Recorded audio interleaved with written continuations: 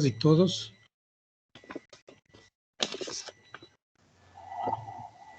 Buenas tardes, profe. Buenas tardes. ¿Cómo les ha ido? Buenas tardes. Bien, empecemos con la clase de anatomía e histología. ¿Algún voluntario que quiera recordarnos qué revisamos en la clase anterior? Profe, yo puedo ir de voluntario. Buenas tardes, profe. Sí. Claro, ¿cuál es su nombre? Alemán Urquizo Byron Eduardo. A ver, señor Alemán. Ya. Entonces, la clase anterior vimos sobre la uretra, la cual sabemos que es un conducto evacuador, también es un conducto excretor de la vejiga urinaria. Se encuentra en relaciones diferentes, tanto en el hombre como en la mujer.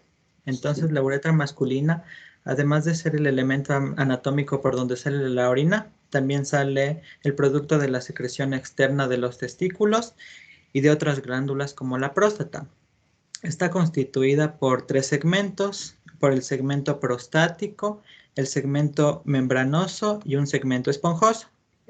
En el caso del segmento membranoso es el más pequeño, mide 12 milímetros. Le sigue el segmento prostático que mide de 25 a 30 milímetros y luego le sigue el segmento esponjoso que es el más grande que mide unos 12 centímetros. Bueno, su dirección desciende casi verticalmente en el espesor de la próstata en su segmento prostático, ya que la glándula prostática está alrededor de la uretra. Luego se inclina interior y anteriormente hasta su entrada en el cuerpo esponjoso del pene. También cambia de dirección y se dirige anterior y superiormente y se adecua al nivel del ángulo prepúbico de la uretra. Desciende casi verticalmente si el pene está flácido o continúa en dirección oblicua anterior y superiormente si el pene está en erección. Cuando el pene está flácido, la uretra describe 2 curvas, una que es posterior y una curva que es anterior. La curva posterior es cóncava y se extiende desde el cuello de la vejiga urinaria hasta el ángulo uretral prepúbico. Y también tiene un vértice, el vértice de esta curva es el ángulo subpúbico. Ya, en la otra curva, en la curva anterior, se describe una concavidad interior y posterior. Su vértice coincide con el ángulo prepúbico. La uretra tiene un punto de vista fijo y otro punto de vista móvil. La uretra fija se mantiene específicamente en este sitio y la uretra móvil depende de si está en erección. Diríamos entonces que la curvatura posterior del conducto uretral es relativamente fijo y constituye la uretra fija. En cambio, la curvatura anterior desaparece cuando el pene está en erección y se denomina uretra móvil a la parte peniana del conducto. Ya. La fijación se debe a las conexiones del conducto uretral con la glándula prostática, con el suelo del períneo y con el ligamento suspensorio del pene. El tamaño de la uretra masculina es de 16 centímetros. Gracias, señor Alemán. Ya, gracias, Bien. ¿Algún otro voluntario que quiera continuar? Sí, profe. ¿Cuál es su nombre? De la Cruz. Ya le escuchamos. Continuando con lo que decía el compañero, el tamaño de la uretra masculina es de 16 centímetros y como ya mencionó, estaba distribuido en 12 milímetros para la porción membranosa, de 25 a 30 milímetros para la porción prostática y 12 centímetros para la porción esponjosa. En cuanto a la forma, en el intervalo de las bisecciones, las paredes de la uretra se aplican sobre sí mismas y la sección transversal del conducto adopta la forma de una hendidura. Podríamos hablar también que el primer segmento de la uretra es la prostática, la glándula prostática alrededor de la uretra. En cuanto a la configuración interna de la uretra, la superficie interna blanquecina en el cadáver y rojiza en el ser vivo. Esta tiene un diámetro de 7 milímetros, tiene un calibre desigual y consta de 3 segmentos dilatados y 4 estrechos. En cuanto a los segmentos dilatados, El primero está a nivel del glande, llamada fosa navicular de la uretra. El segundo a nivel del bulbo del pene o fondo de saco vulvar. Y el tercero, sí, vulvar. El tercero a nivel del seno prostático. En cuanto a los 4 segmentos estrechos, el primero se encuentra a nivel del orificio externo de la uretra y para agregar se puede decir que este es el más estrecho. El segundo segmento está a nivel de la porción esponjosa, comprendida entre la fosa navicular de la uretra y el fondo del saco del bulbo. El tercer segmento estrecho está a nivel de la porción membranosa y el cuarto a nivel del cuello de la vejiga urinaria. En cuanto a la uretra... Muchas gracias, joven. Ok, gracias a usted, profe.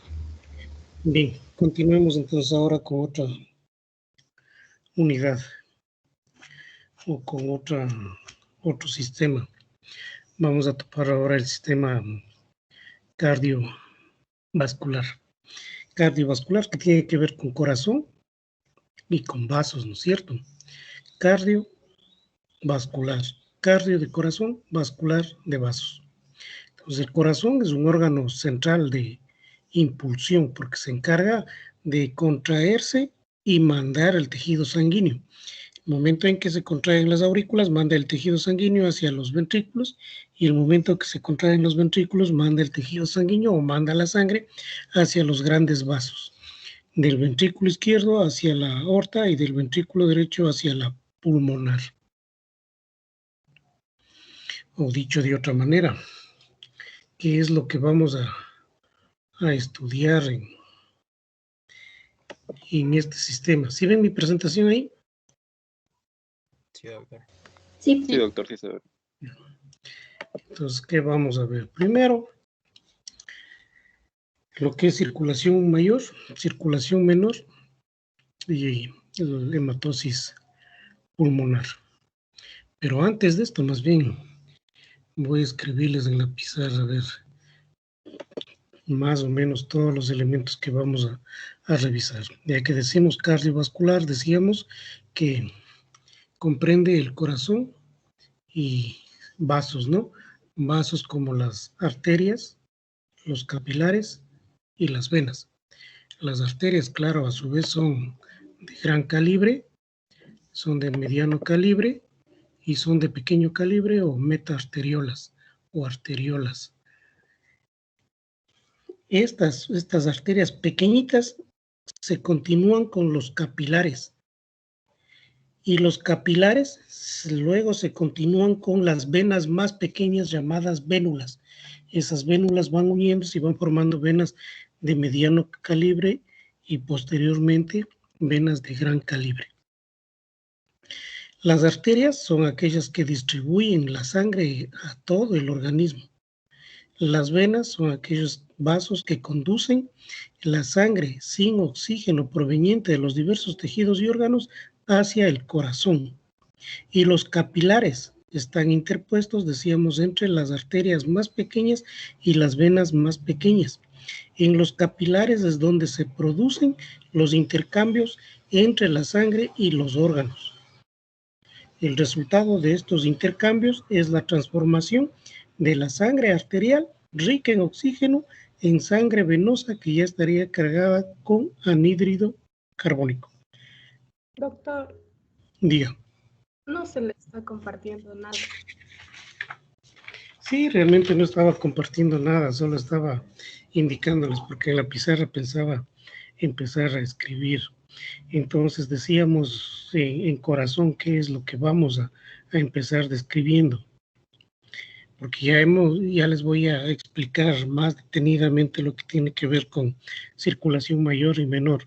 Pero antes de eso voy a ir enumerando los elementos anatómicos que vamos a estudiar aquí. En cuanto a configuración externa del corazón. Sí, escribo acá arriba. Dice configuración. Sí, ven ahí, ¿no es cierto? ¿Aló? Sí, doctor. Correcto.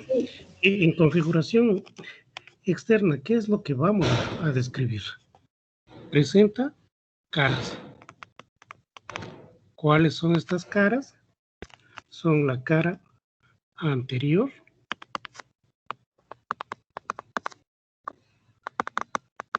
o externo costal, porque está en relación con el esternón y también con los cartílagos costales. Por eso se llama externo costal. Tenemos una segunda cara, que es la inferior,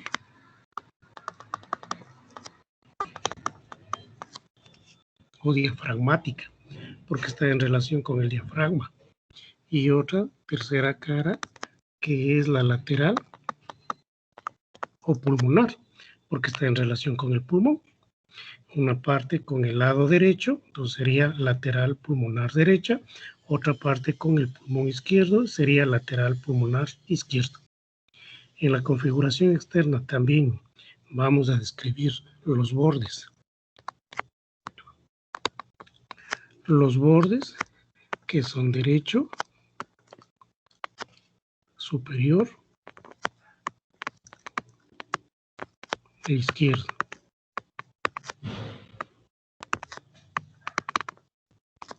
Estos bordes están separando a las caras. En la configuración externa también tenemos que describir una base, un vértice también conocido como apex o como punta. En la configuración externa también vamos a describir los surcos. Los surcos que son externos. Tenemos un surco interauricular.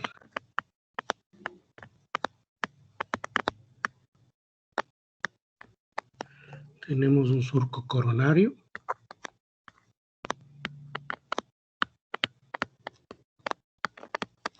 Y tenemos surcos interventriculares.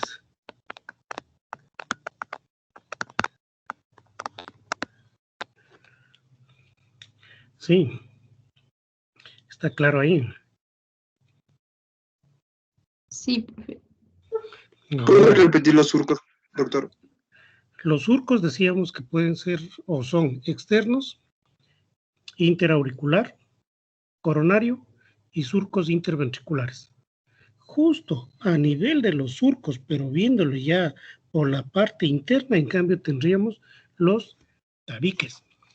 Ahora, si es que en el caso hago aquí un dibujo para la configuración interna, pongámosle aquí configuración interna. Entonces, para describir la configuración interna, tenemos que hacer un corte al corazón. Al hacerle un corte al corazón, ¿qué vamos a observar? Voy a hacer un dibujito acá abajo.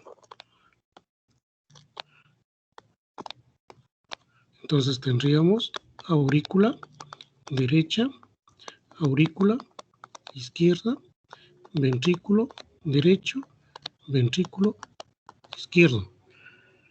Si queda hasta aquí claro.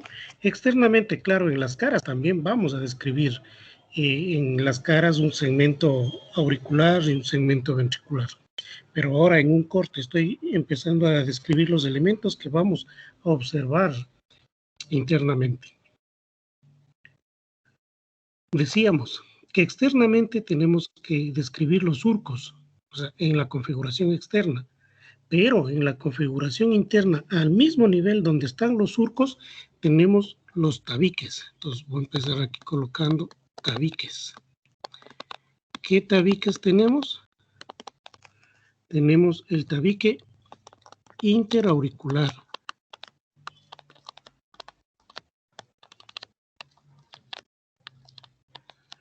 Y el tabique interventricular.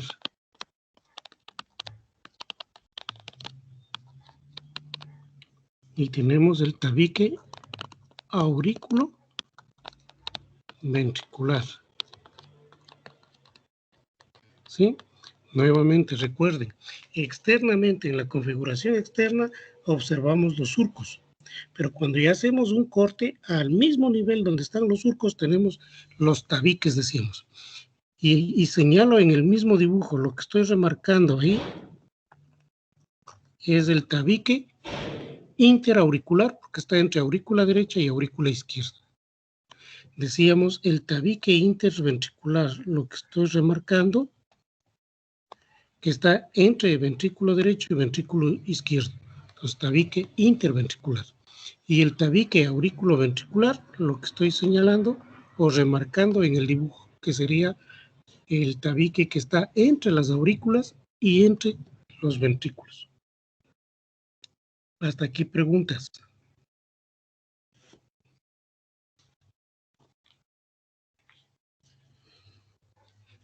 ¿No? Ahora cojamos solo aurícula derecha. ¿Qué elementos vamos a encontrar en aurícula derecha? En la aurícula derecha vamos a observar internamente las orejuelas o auriculillas. Y dentro de estas orejuelas o auriculillas tenemos músculos pectíneos. Músculos pectíneos o pectinados. Tenemos el orificio, en aurícula derecha igual, el orificio de la vena cava superior. El orificio de la vena cava inferior. Entonces decimos, en aurícula derecha, externamente, claro, también tenemos que describir las aurículas o auriculillas, internamente igualmente, y internamente, dentro de las auriculillas, decíamos, están los músculos pectíneos o pectinados. Decíamos, en la aurícula derecha llega o encontramos el orificio de la vena cava superior y el de la vena cava inferior. Entonces, por aquí, por estos grandes vasos, vena cava superior y vena cava inferior, llega la sangre sin oxígeno. Entonces, por la vena cava superior llega la sangre sin oxígeno de la parte superior del organismo y por la vena cava inferior llega la sangre de la parte inferior del organismo. Sí, ¿está claro? ¿Aló? Sí, profesor. Listo. Entre aurícula, miren, ya la sangre por la vena cava superior y vena cava inferior llegó a la aurícula derecha. La aurícula derecha, en cambio, envía la sangre hacia el ventrículo derecho por el orificio aurículo ventricular. Entonces, en la configuración interna tenemos que describir también ventrículos, pongámosle por acá abajo. Y en los ventrículos tenemos que describir los orificios aurículo-ventriculares.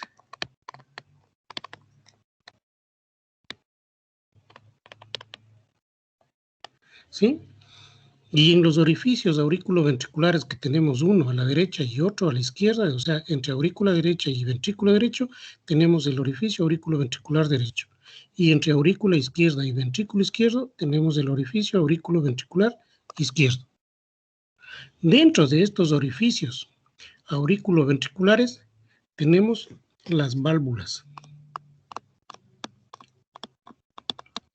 Válvula tricúspide en el lado derecho, o sea, en el orificio aurículo-ventricular derecho, tiene 3 valvas, por eso se llama tricúspide.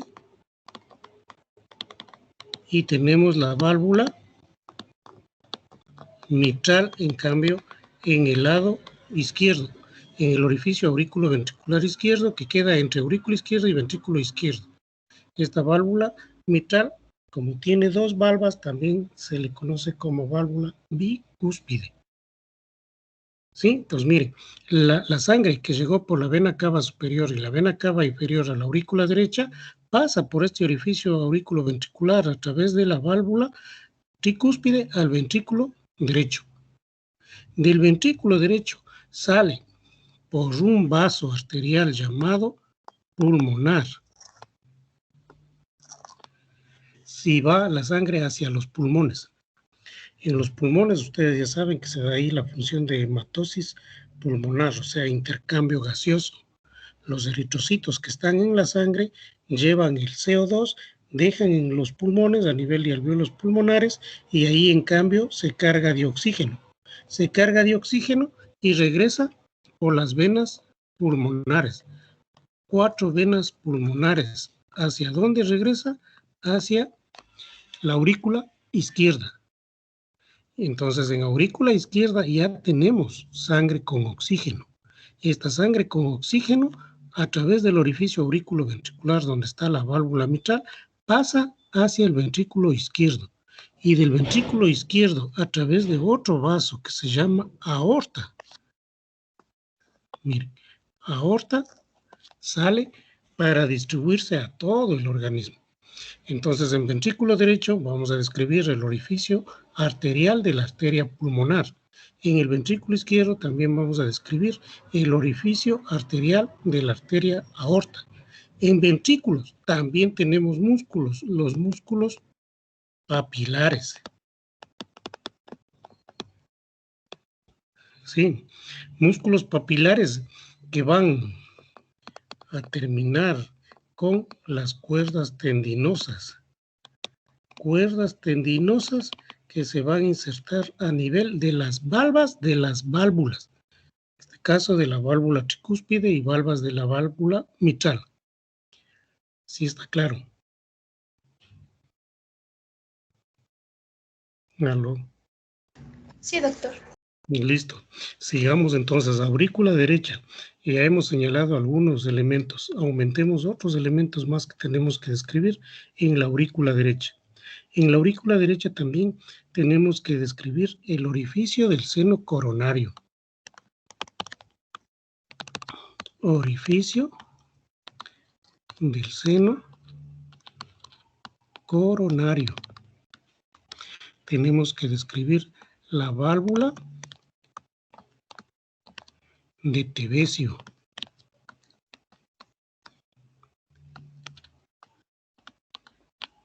También tenemos que describir la fosita oval. Fosita oval.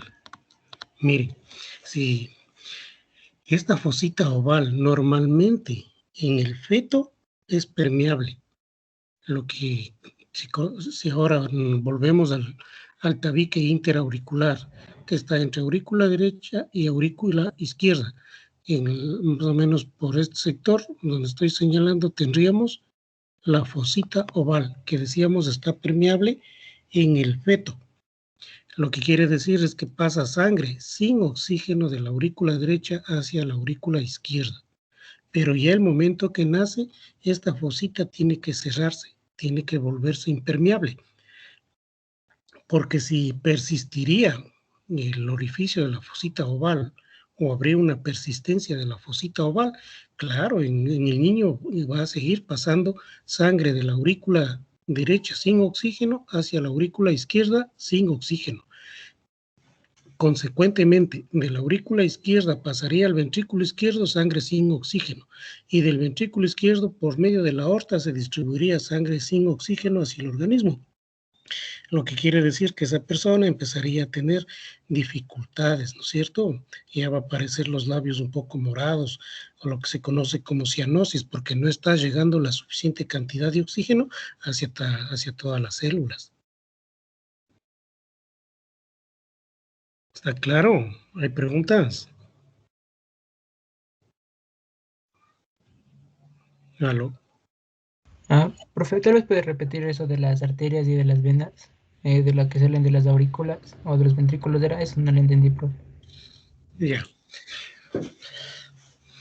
Decíamos, Recordarán ustedes en la primera diapositiva, que les voy a colocar nuevamente ahí. Miren que en esta primera diapositiva tenemos circulación mayor, circulación menor y hematosis pulmonar. Entonces vamos con la circulación mayor. ¿Dónde empieza la circulación mayor?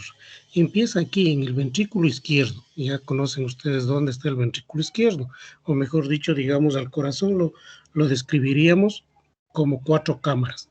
Aurícula derecha, aurícula izquierda, ventrículo derecho, ventrículo izquierdo. O podríamos decir, en aurícula derecha y ventrículo derecho forman corazón derecho. Aurícula izquierda y ventrículo izquierdo forman corazón izquierdo. Miren, hay varias formas de poder describir. Entonces decíamos, la circulación mayor empieza aquí en ventrículo izquierdo. El ventrículo izquierdo se contrae. Ya luego voy a hablar sobre los elementos que forman parte del sistema de conducción, que son los que estimulan esta contracción del miocardio, del ventrículo izquierdo. Entonces el ventrículo izquierdo se contrae y manda la sangre por este vaso arterial grande que se llama aorta. Digamos que la aorta viene a ser el tronco común, es como un árbol, el tronco, la aorta, y este vaso arterial llamado aorta empieza a ramificarse. Muchísimas ramificaciones. Claro que las primeras ramas que emite la aorta son la coronaria derecha, la coronaria izquierda. ¿Para qué? Para el tejido sanguíneo que sale enseguida pueda distribuirse hacia las células que forman parte del corazón. Miren, de esa manera estaría nutriendo y llevando oxígeno a las células del corazón. Esta arteria aorta sigue ascendiendo y emite otros ramos arteriales como la arteria tiroideíma, como el tronco brachiocefálico, como la arteria subclavia izquierda, como la arteria carótida común izquierda, y así va ramificándose, y todas las ramificaciones tienen nombre. Por eso es que cuando estudiamos, por ejemplo, en digestivo, decíamos la lengua, hay ciertas arterias, ¿no es cierto?, que llevan oxígeno hacia la lengua. Son las ramificaciones que se van dando de las arterias de mediano calibre, hacia arterias más pequeñas.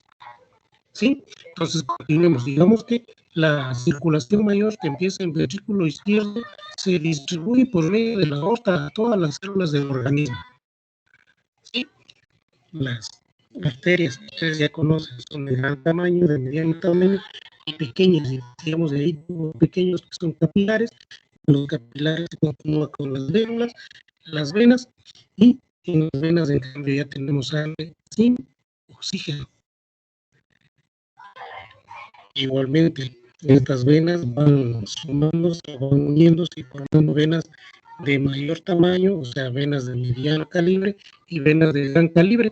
Y al final, todas esas venas van uniéndose y van a terminar en estas dos grandes venas que habíamos indicado anteriormente, que decíamos vena cava superior y vena cava inferior. Entonces, por estas dos venas regresa toda la sangre del organismo hacia la aurícula derecha. Hasta ahí sería la circulación mayor. Ahora vamos con la circulación menor. La circulación menor empieza en ventrículo derecho.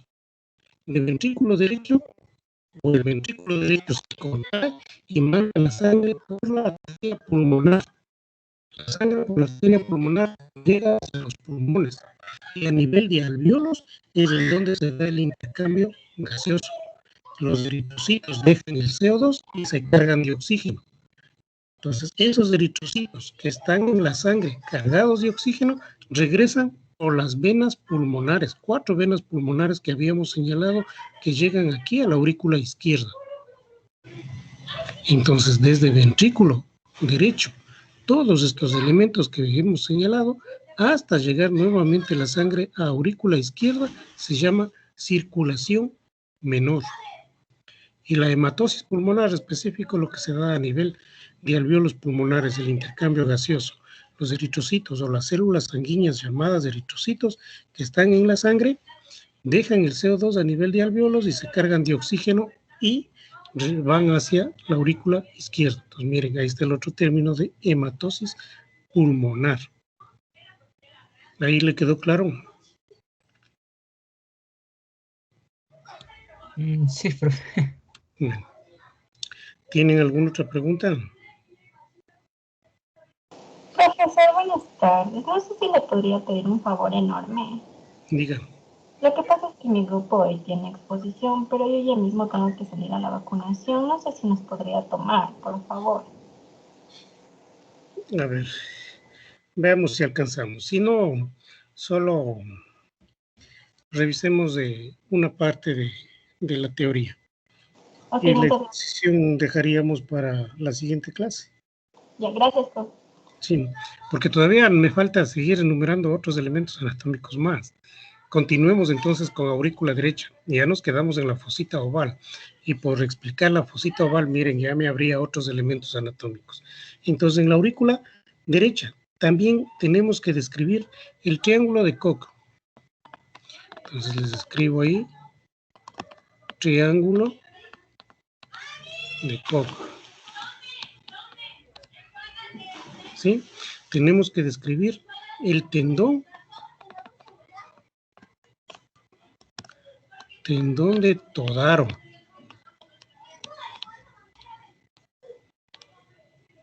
Tenemos que describir también el tubérculo intervenoso.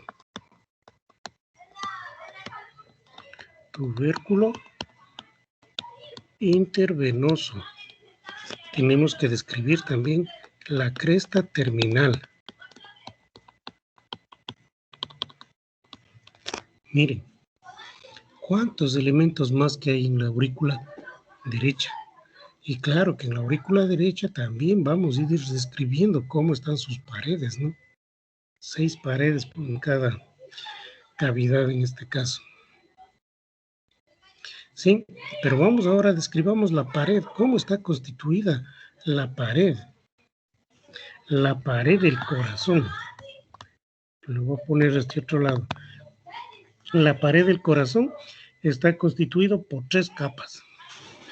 Una capa llamada endocardio, que viene a ser la capa más profunda o más interna. Luego una capa media constituida de músculo específico llamada miocardio. Y una capa externa llamada pericardio. Este pericardio también está constituido por 2 capas, ¿no? Una capa fibrosa y una capa serosa. Pero bueno, cuando describamos ya pericardio, ahí vamos a ampliar un poco más. Pero decíamos anteriormente, para que el corazón funcione, necesita de un sistema de conducción. Y el sistema de conducción está constituido por 4 elementos básicos. Les coloco entonces aquí abajo. Sistema de conducción.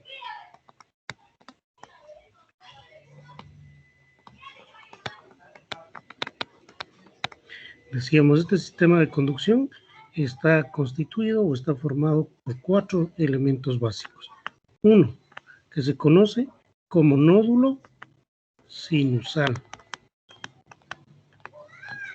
A este nódulo sinusal también se le conoce como marcapasos, porque es en este sitio en donde empieza el estímulo eléctrico, para que empiece a contraer las fibras musculares. Entonces, se activa este marcapasos y estimula a las fibras auriculares específicamente para que empiecen a contraerse y de esa manera mandar la sangre hacia los ventrículos. A este nódulo sinusal también lo podemos conocer como sino atrial, como sino auricular o también como nódulo de Key-Flack. Y el segundo elemento anatómico que forma parte del sistema de conducción es el nódulo aurículo ventricular. Aurículo ventricular, o también conocido como nódulo de Tawara. Miren, aquí tenemos nódulo de Tawara, pero en la aurícula derecha hablamos del tendón de Todaro, que parecería medio similar y que nos podría llevar a confundir. Cuando hablamos de tendón de Todaro, estamos hablando de un elemento de la aurícula derecha, pero si hablamos de nódulo de Tawara, estamos hablando de un elemento que forma parte del sistema de conducción. A este nódulo auriculoventricular o nódulo de Tawara también se lo puede llamar nódulo atrioventricular. El tercer elemento del sistema de conducción es el fascículo aurículo-ventricular. Aurículo-ventricular, o también conocido como haz de His. Haz de His, solo haz de His. Y el cuarto elemento está constituido por la red subendocárdica terminal.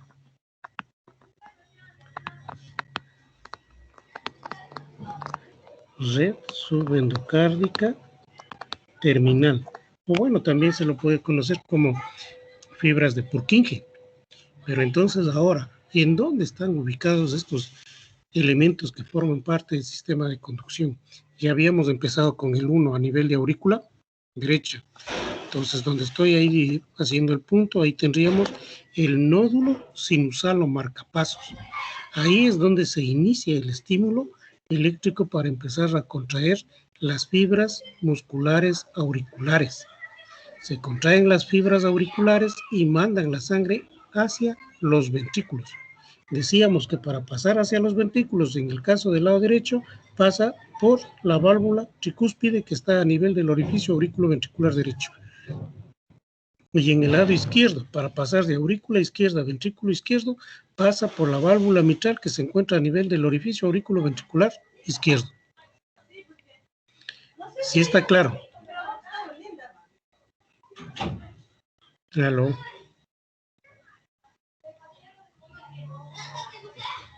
¿Sí están, jóvenes? Bien.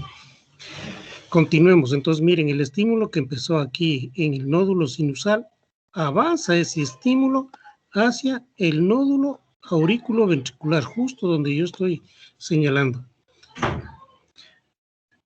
Este nódulo aurículo-ventricular igual sigue estimulando a las fibras auriculares y aparte ventriculares para que inicie su contracción. El estímulo del nódulo aurículo-ventricular avanza por el tabique interventricular, lo que se conoce como el fascículo aurículo-ventricular o haz de His. Y este haz de His o aurículo o fascículo aurículo-ventricular se divide en dos ramas, una rama derecha y una rama izquierda. Y de esa manera van a formar la red subendocárdica terminal, que vendría a ser el cuarto elemento del sistema de conducción. Red subendocárdica terminal o fibras de Purkinje. Y de esta manera se asegura la contracción de las fibras, tanto de aurículas como de ventrículos, para que de esa manera la sangre de las aurículas pase a los ventrículos y de los ventrículos pase hacia los grandes vasos que decíamos del ventrículo izquierdo hacia la aorta y del ventrículo derecho hacia la pulmonar. Debemos tomar en cuenta que la pared del ventrículo izquierdo es mucho más gruesa en relación al ventrículo derecho y a las aurículas. ¿Por qué es más grueso? Porque la presión que ofrece este vaso llamado aorta es un poco mayor, entre 120 y 80 milímetros de mercurio, a diferencia de la presión que ofrece la arteria pulmonar, que es un poco más baja, que estaría más o menos entre 10, 12 hasta 24 milímetros de mercurio como máximo. ¿Sí? Entonces la pared, mire, la pared del ventrículo izquierdo es mucho más gruesa que la del ventrículo derecho y que de las aurículas. Ahora, digamos que la pared del ventrículo derecho es mediano o es más gruesa en relación a las aurículas. Las aurículas son realmente delgadas porque casi manejan presiones bajas de 0, incluso 0 milímetros de mercurio. Entonces esas paredes son delgadas. Pero las paredes de los ventrículos son un poco más gruesas y especialmente del ventrículo izquierdo es mucho mayor. ¿Alguna pregunta?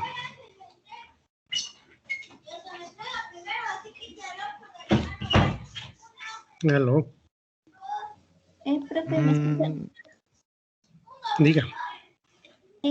Pero es una pregunta anterior.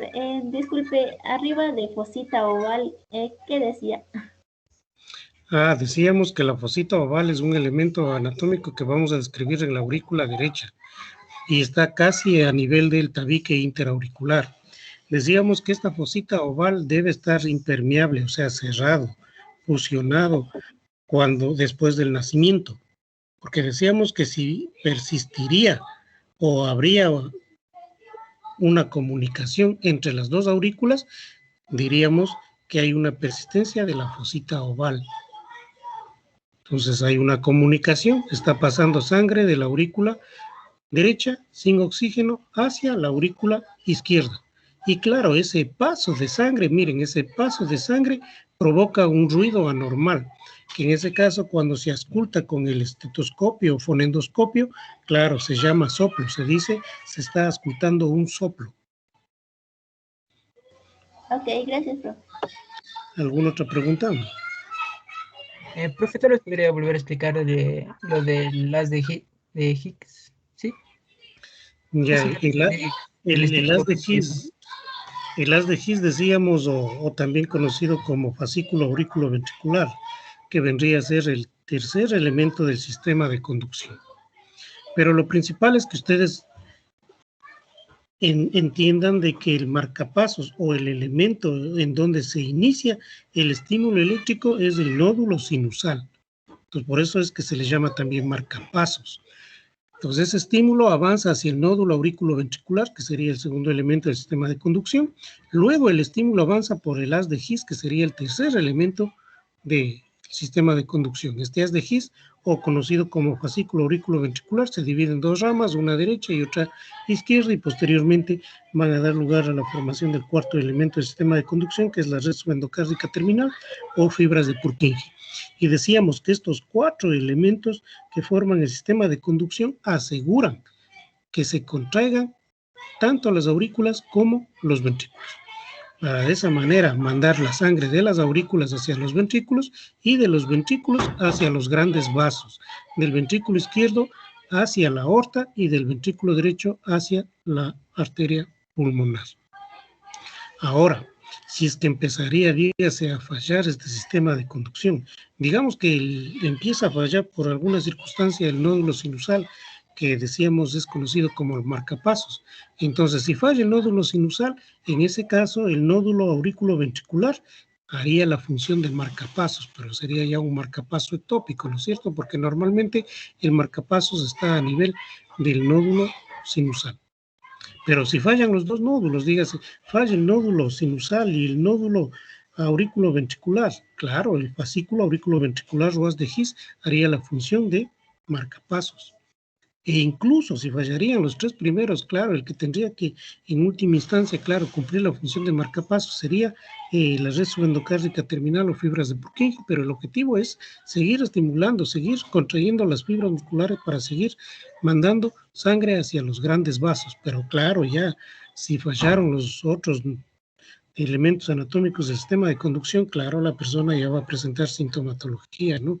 Va a haber igualmente cianosis, o sea, nos llega suficiente sangre hacia todas las células y la piel cambia de color, ¿no? Por la falta de oxígeno, se ponen un poco morados, pues eso se llama cianosis. Y si ya falla el sistema de conducción, claro, todavía se puede salvar a la persona, no colocando un marcapasos, un marcapaso externo, o sea, un aparatito debajo de la piel con los catéteres que vayan hacia la aurícula para ayudar a estimular eléctricamente la contracción de estas fibras. ¿Alguna otra pregunta?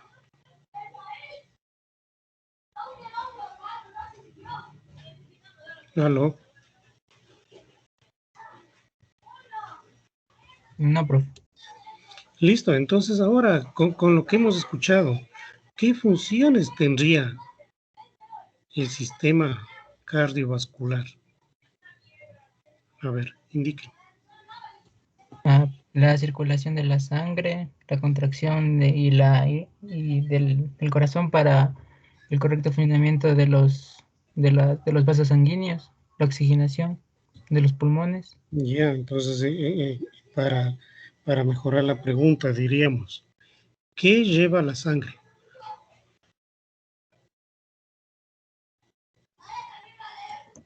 Oxígeno, nutrientes. Ya, muy bueno, oxígeno, dice nutrientes, ¿qué más? Nada más. Las plaquetas. Bueno, la sangre ya hemos indicado las 3 células figuradas conocidas de la sangre, ¿no? Eritrocito, o también conocido como hematía, o también conocido como glóbulo rojo. Las plaquetas y la tercera célula sanguínea que vienen a ser los glóbulos blancos o leucocitos. Los glóbulos blancos se podría indicar, tenemos ahí a los neutrófilos, a los basófilos, a los eosinófilos que tienen gránulos. Y los que no tienen gránulos, los linfocitos y los monocitos. Y claro, en la sangre también van a ir las inmunoglobulinas. Entonces, tanto los glóbulos blancos o leucocitos como las inmunoglobulinas son los que ayudan en el mecanismo de defensa del organismo. Entonces, otra de las funciones sería que lleva el anhídrido carbónico o interviene también en la remoción de productos del metabolismo. Produce y renueva el líquido intersticial, transporta hormonas, ayuda en la regulación de la temperatura corporal mediante ajustes circulatorios del flujo a nivel de los vasos de piel. ¿Alguna otra pregunta? No. ¿Está quedando claro? Usted dijo que llevaba líquido, ¿qué líquido dijo? Líquido intersticial, les decía. Porque vamos a ver que, claro, se produce y también se renueva este líquido intersticial. Claro, te decíamos, transporta hormonas. Claro, ya hemos estudiado, por ejemplo, el páncreas, que habíamos ya estudiado en digestivo. Decíamos, las células alfa producen glucagón, las células beta producen insulina. Entonces, estas hormonas, ¿por dónde va? Va a través de la sangre, ¿no es cierto? Circula por la sangre. Por eso es que la sangre sirve como medio de transporte de las hormonas y así de todo el resto de hormonas de todo el organismo. Por ejemplo, cojamos otras hormonas, la glándula tiroides. La glándula tiroides produce triodotironina y tiroxina, ¿no es cierto? Que igual va a distribuirse en todo el organismo a través de la sangre. ¿Sí está claro? Miren, entonces hablando ya de funciones, un poco topemos también que en cardiovascular debemos topar lo que es sistema porta. Los sistemas porta son un conjunto vascular formado por venas que comienza y termina en una red capilar. De esta forma, en algunos lugares la sangre pasa por 2 redes capilares y esto lo podemos observar a nivel digestivo. Cuando hablábamos de hígado, decíamos en el hígado es un órgano noble que tiene una doble circulación. ¿Sí? Y también, claro, esta doble circulación lo vamos a encontrar a nivel de hipófisis. ¿Está claro? ¿Aló? Sí, profe. ¿Tienen alguna pregunta? No. Avancemos entonces con la presentación un poquito, unas pocas diapositivas avancemos. Bien. Sí, ven ahí la presentación. ¿Aló? Sí, profe. Ahí sí, profe. Correcto, ¿ya? Entonces ya hemos hablado de circulación mayor, y hemos hablado de circulación menor, y hemos hablado de hematosis pulmonar. Quedó ya muy claro, ¿no es cierto? Miren, estos 3 términos en la misma gráfica que los hice en la pizarra, los pude indicar qué elementos estarían formando parte de cada uno de estos tipos de circulación mayor y menor.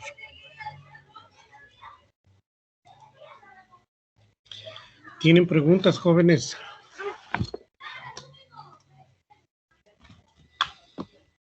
Aprovechen preguntando, después ya es difícil retroceder. Diga.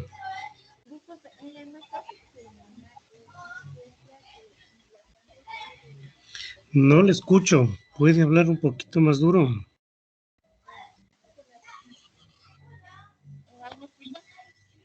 A ver, veamos. Pregunte.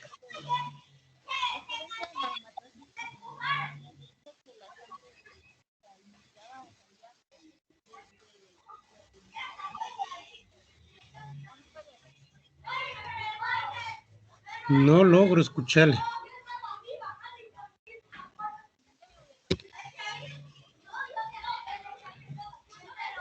Si me hace la pregunta en el chat para poderle responder, porque no le escucho.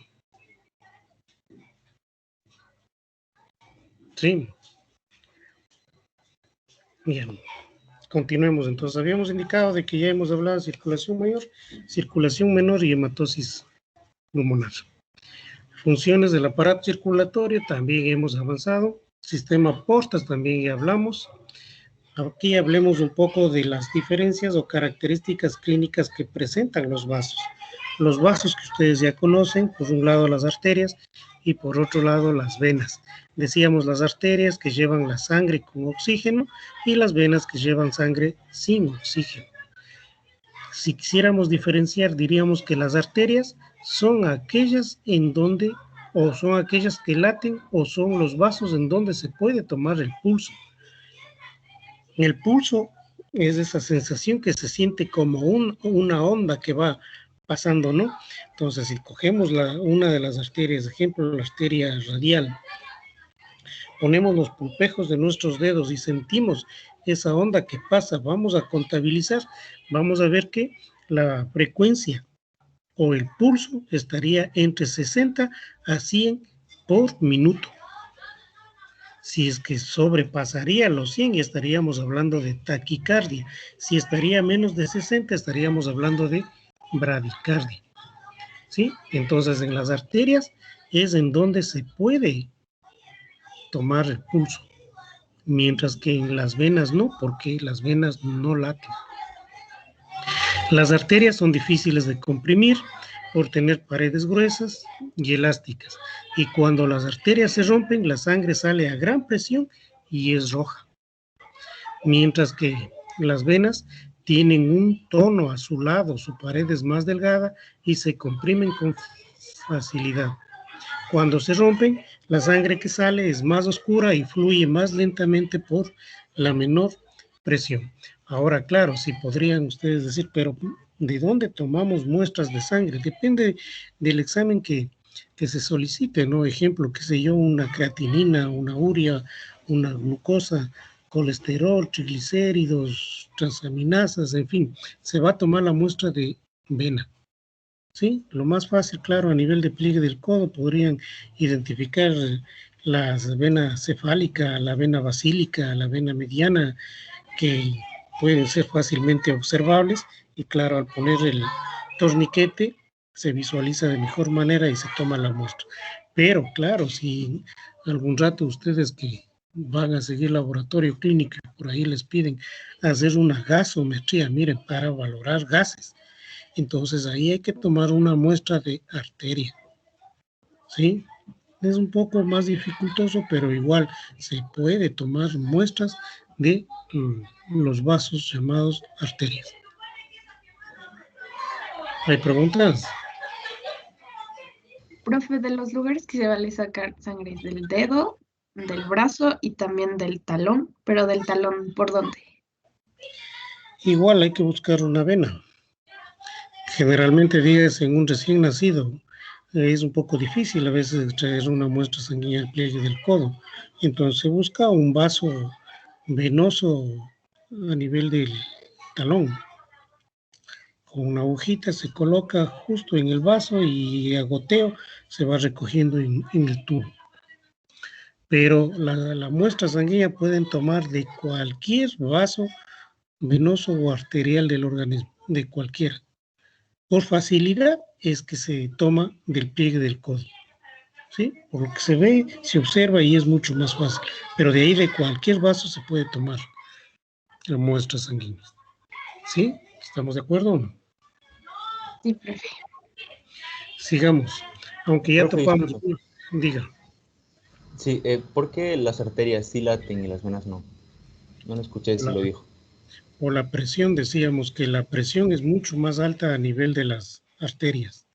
En las venas ya la presión es muy baja, en algunos casos ya casi cero. Por eso es que la vena cava superior, vena cava inferior, que llegan a las aurículas, y ahí ya tenemos presión de cero. O sea, la presión que ofrece la pared del vaso. ¿Sí? ¿Está claro? ¿Aló? Sí, profe.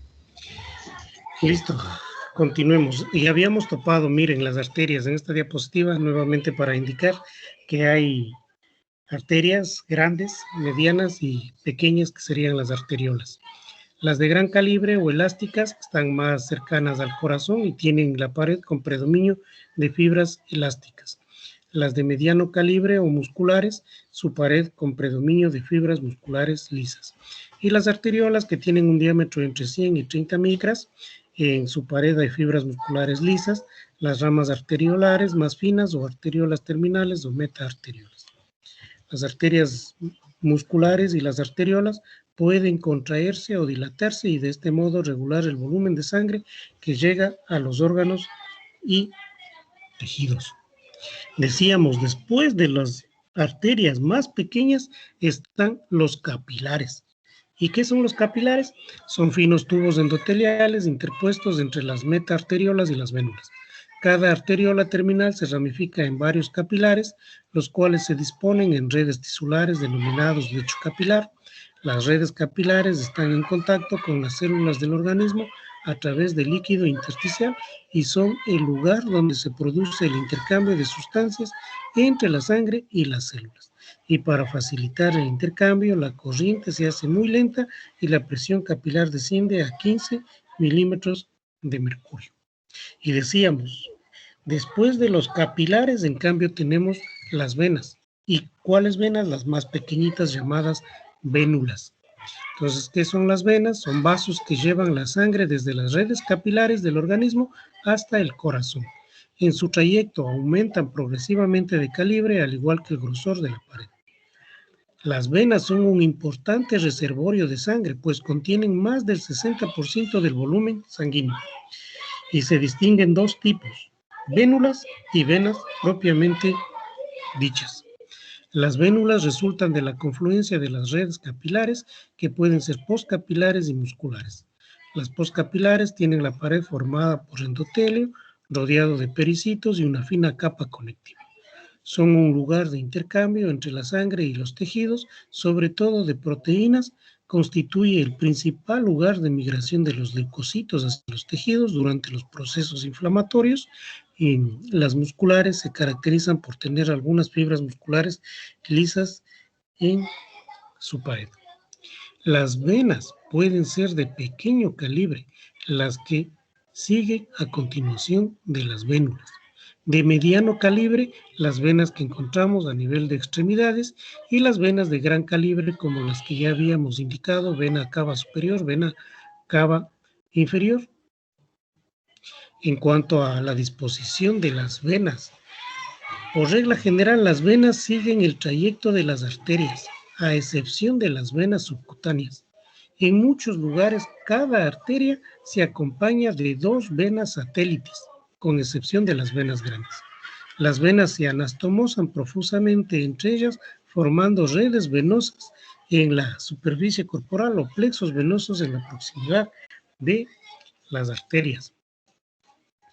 Estos vasos pequeños, miren, llamado vaso vasorum, son los que se encargan de nutrir, de llevar el oxígeno a las células que constituyen los vasos, como las arterias y venas de mediano y gran calibre. Porque estos elementos anatómicos, también llamados arterias, llamadas venas, también tienen células, y esas células necesitan nutrición, necesitan oxígeno, y por medio de qué vasos reciben, por medio de estos otros vasos nutricios llamados vaso vasorum. Estos vasos vasorum se disponen en la adventicia y se ramifican en una fina red capilar que se reúne en vénulas, las cuales drenan finalmente en las venas vecinas, en el caso de las arteriolas, o en las propias venas. En las arterias, la red capilar irriga la adventicia y parte de la capa media. El resto de la pared se nutre por difusión sanguínea a partir de la luz. En las venas, la red capilar penetra hasta la capa llamada íntima. En cuanto a inervación, para que funcionen estos vasos, digamos que en el caso de las arterias, la inervación está dada por fibras deferentes y aferentes. Las fibras deferentes son fibras amielínicas simpáticas, o sea, no tienen mielina. Estas fibras amielínicas simpáticas postganglionares destinadas a la musculatura lisa, su excitación provoca vasoconstricción, lo que quiere decir es que va a cerrarse la luz del vaso, se hace más pequeño, efecto producido por la liberación de la noradrenalina. Las arterias del músculo esquelético, en cambio, reciben fibras simpáticas vasodilatadoras con el objetivo de dilatar o ampliar más la luz del vaso. Las venas reciben fibras deferentes y aferentes en menor grado, mientras que los capilares y las vénulas postcapilares no están inervados, pues carecen de fibra lisa. En cuanto a regulación del flujo sanguíneo, diríamos que la cantidad de sangre que llega a las células están reguladas por factores extrínsecos e intrínsecos o locales, los cuales controlan el diámetro de los vasos, provocando vasoconstricción o vasodilatación. La mayoría de las arterias, excepto la aorta y las venas, están bajo control extrínseco. La microcirculación está regulada por factores extrínsecos y locales. Los factores extrínsecos son nerviosos y hormonales. Los factores locales pueden ser productos del metabolismo celular, hormonas locales, sustancias producidas por el endotelio y el flujo de oxígeno. Quizás otro término que deberíamos topar, ya que topamos frecuencia cardíaca, que decíamos el número de veces que el corazón se está contrayendo, ¿no? Que decíamos 60 a 100 es lo normal. Cuando está más allá de 100, taquicardia; cuando está abajo de 60, bradicardia. En el caso del pulso es igual, normal 60 a 100, más de 100 taquicardia, menos de 60 bradicardia. Pero también debemos tomar en cuenta otro término como el gasto cardíaco. ¿Qué es el gasto cardíaco?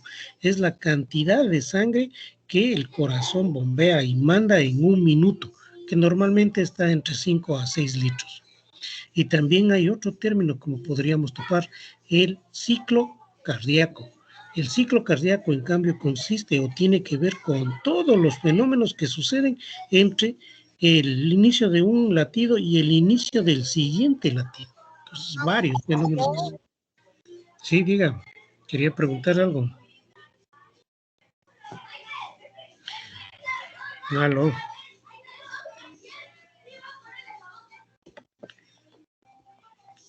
A ver, lo escuchamos. Alguien quería preguntar.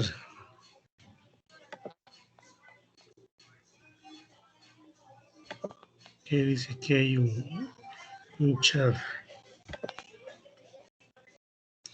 Dice, en la hematosis pulmonar la sangre sale desde los pulmones e ingresa a la aurícula izquierda. ¿O nos podría repetir esa parte, por favor, profe? Bueno, nuevamente vamos. Voy a tomar el dibujito que habíamos hecho anteriormente. ¿Sí? Una vez que ustedes ya tienen en cuenta lo que es circulación mayor, que decíamos, empieza en ventrículo izquierdo. Entonces el ventrículo izquierdo se contrae y manda la sangre por la aorta. Y ustedes ya saben que la aorta va ramificándose, formando muchísimos vasos arteriales de mediano calibre, de pequeño calibre, con el objetivo de llevar el oxígeno hacia todas las células del organismo. Y decíamos que estas pequeñas arterias se continúan con los capilares y luego con las vénulas. Estas vénulas van uniéndose y van formando venas de mediano calibre, venas de gran calibre, hasta terminar llevando la sangre sin oxígeno hacia la aurícula derecha. Entonces hasta ahí decíamos circulación mayor. Ahora decíamos circulación menor. Empieza a nivel de ventrículo derecho la sangre, o el ventrículo derecho se contrae y la sangre va por la arteria pulmonar hacia los pulmones. En los pulmones es en donde se va a dar el intercambio gaseoso. Mire, La sangre va desde el ventrículo derecho, pero esa sangre va sin oxígeno, o sea, lo que quiere decir, los eritrocitos o las células sanguíneas llamadas eritrocitos que van en la sangre van llevando CO2. Llegan a los pulmones, o sea, van por esta arteria pulmonar, llegan a los pulmones y a nivel de alvéolos, que ustedes también eso ya lo conocen bien, porque ya revisamos respiratorio, a nivel de alvéolos, este eritrocito deja el CO2 y se carga de oxígeno, porque el pulmón, ustedes saben, inspiración y expiración, dos procesos. En el proceso de inspiración entra aire con oxígeno y en el proceso de expiración sale aire con anhídrido carbónico. Entonces, ese oxígeno que entró en la inspiración y queda en el alvéolo, en cambio el eritrocito recoge ese oxígeno, pero deja el CO2. Y cargado de oxígeno, en cambio va por las venas pulmonares hacia la aurícula izquierda. Y decíamos circulación menor. Y el intercambio de gases, en este caso del eritrocito, que a nivel alveolar deja el CO2 y se carga de oxígeno, ese proceso se llama hematosis o intercambio gaseoso. Ahí quedó más claro.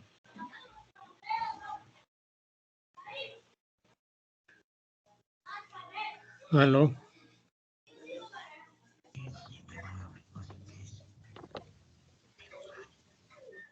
No le escucho. ¿Alguien quiere hacer alguna pregunta? Puede utilizar el chat. Veamos. ¿Qué dice aquí en el chat?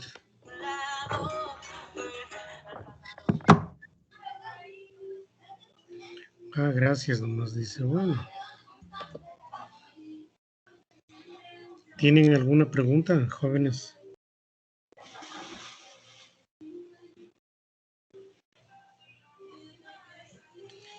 Verán que en la siguiente clase tienen ya la lección escrita. Y además de la lección escrita, también hemos de tomar o hemos de preguntar sobre esta clase. Lo que hemos hablado hoy, igual ya deben manejar y conocer bien para la siguiente clase. Así que si hay preguntas, tienen oportunidad para hacerlo.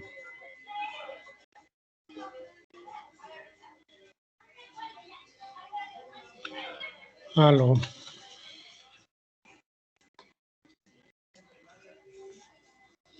No vamos a describir aquí todos los vasos, ¿no? Porque igual es bien amplio y realmente conocer todos los vasos de lo que se va ramificando la aorta en la profesión de ustedes no les va a ayudar en mucho. Pero ahora, claro, dígase el médico, más que todo el médico que se especializa en vascular, el médico vascular que se conoce, claro, él sí, cirujano vascular, tiene que conocer súper bien todos los vasos arteriales, arterias, venas, en fin, para todos los tratamientos quirúrgicos que tiene que corregir y hacer. Sí. Ustedes, claro, más que todas las personas que van a seguir en el laboratorio, claro, ahí sí van a necesitar conocer por lo menos cuál es la vena basílica, cuál es la vena cefálica, la vena mediana, de donde mayormente van a tomar muestras sanguíneas, ¿no? Y claro, conocer por lo menos la arteria femoral o la radial, de donde se toma muestras para las gasometrías. ¿Tienen preguntas, jóvenes?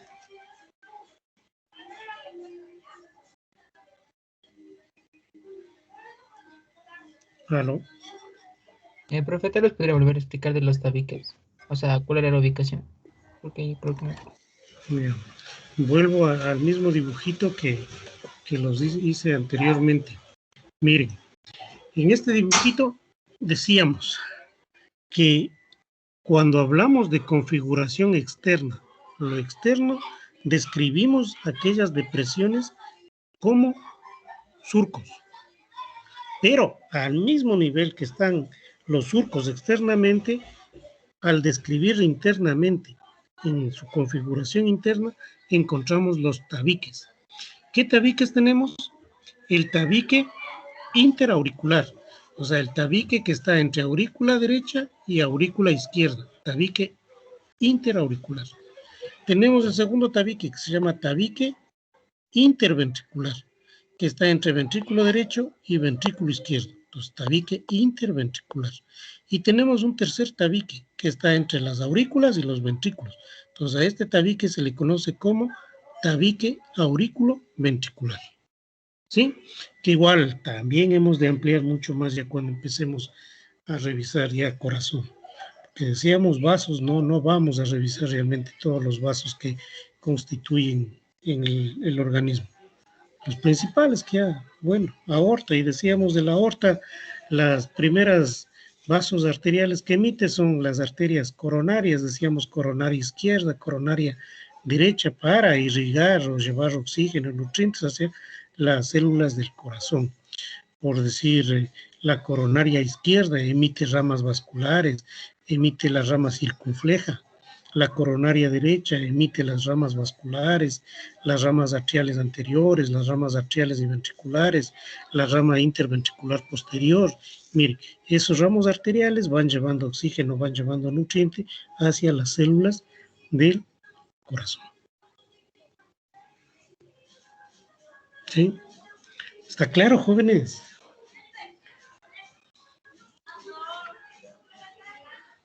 Sí, profe. Hemos hablado cantidad de elementos anatómicos. Y miren, claro, cuando se les mande a hacer gráficas para identificación de elementos anatómicos de corazón, por lo mínimo debería estar todos los elementos anatómicos que hemos señalado hoy, ¿no? Sí. Día miércoles que den ya la lección escrita y hemos de topar ya fecha para cuándo deben entregar la tarea de identificación de elementos anatómicos de renal y del resto de tejidos que ya hemos revisado. ¿Sí? ¿Estamos de acuerdo? Sí, doctor. ¿Hay alguna pregunta?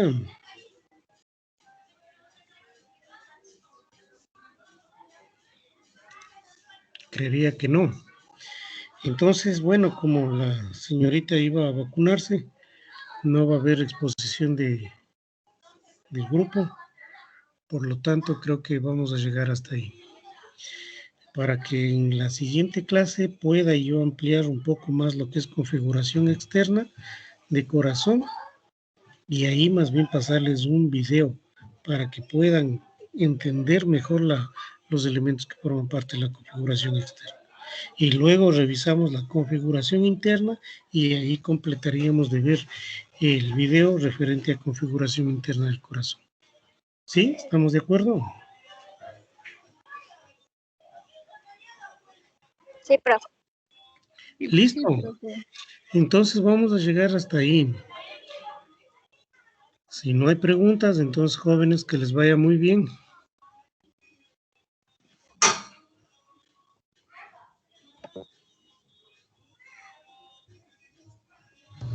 Disculpe, profe, una pregunta. Claro, diga. Sí, entonces la exposición esa quedaría para el miércoles en la clase, ¿no? Claro, sí, miércoles. Ok. Entonces miércoles ya tendríamos la lección escrita. Avanzaríamos ya con configuración externa de corazón.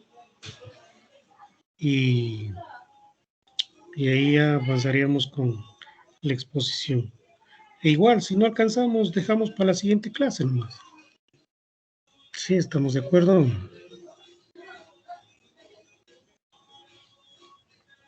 Sí, profe. Sí, profe, gracias. Listo, que les vaya muy bien. Hasta luego, Hasta doctor. luego, profe. Hasta luego. Gracias, Que les vaya profe. muy bien. Que les vaya muy bien. Hasta luego.